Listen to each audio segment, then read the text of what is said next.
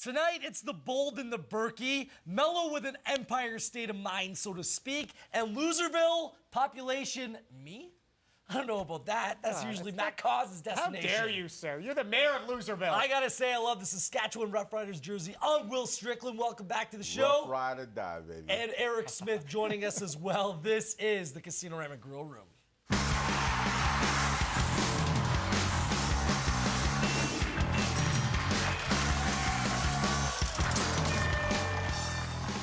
So we're going to start today with Brian Burke with Steve Simmons' column and today's Sun grabbing our attention. Burke first admits he could have got a top six forward for Thomas Caberlet, but elected not to pull the trigger. Interesting.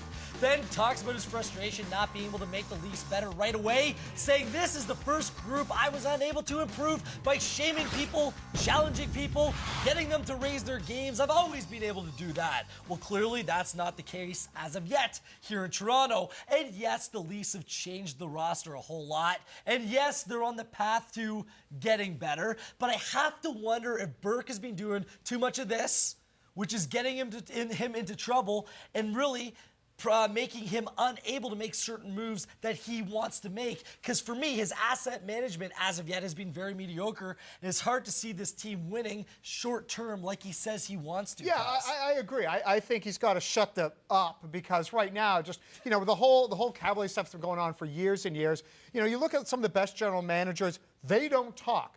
How often do you hear the front office in Detroit yapping off? You don't. You hear more from Burke. And also, I wonder about not being able to get another forward. That bothers me because the team's got plenty of defensemen. You've got to go and get guys who can score. And maybe you don't get the perfect sort of deal, but, I mean, how are you going to play with Caberlet there this year? How are you going to play with him when they know they don't want him? Brian Burke is who he is. That's part of the reason why Toronto brought him here, is because he talks it and he's won in places, but he hasn't been able to do it here. He was very forthright in that sense. The deal, or not going for the deal with Caberlet was curious at best.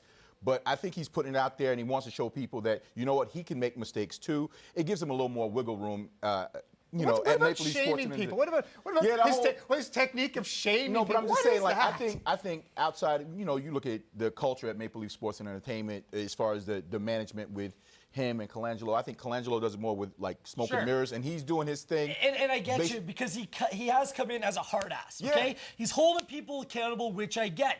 Yet on the converse side, on the opposite end, he's not making the difficult decisions like sending certain players down with fat, bloated contracts that aren't carrying their weight. He's unwilling to do that with Jeff Finger and make those bold moves. So to me, it's kind of hypocritical what he's doing. I don't know if I entirely agree with that. You're absolutely right about Finger, but he also was able to unload a guy like a Jeff Blake and make a move for a Vesa Toskala and get rid of a Matt Stajan. Yeah, and the Jason list goes Blake, on. yeah, gotcha. I mean, so you've got plenty of moves that he has made to unload some of those big contracts.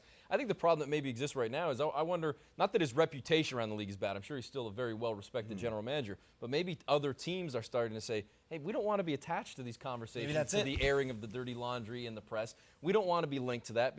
So we'd rather just not deal with you because we'd rather just keep things quiet. That's one of the things I respect a lot about other teams, and Detroit, I think, was a good example, Matt, where a lot of times when even the press, in today's day and age with Twitter and Facebook and the chat rooms and everything else, deals always get out. So you know about it before it happens. But there are times where a deal goes down and you go, whoa, that came out of nowhere. That's a good organization, I think, because and nobody never was see that with talking. Toronto. Yeah, you're never going to see the Leafs where a big deal happens and no one knows about it till the Leafs, issue a press release. There's too many people talking. Yeah, absolutely. Hey, but the Phaneuf deal came out of nowhere. Like it really did. When that went down, same with the Jaguar deal. These deals blindsided a whole lot of people. That's potentially, arguably, his best deal. And they were. He did the less and he talking, talks about this is the turning point in the franchise. January 31st this past year is the point that the franchise has gone on an upswing. And I kind of see it. And none of us will come out and say Brian Burke doesn't know what he's doing, or he's not a good hockey mind, or he can't win. Because I think that he is a talented general manager, but you just wonder sometimes whether a guy's ego, whether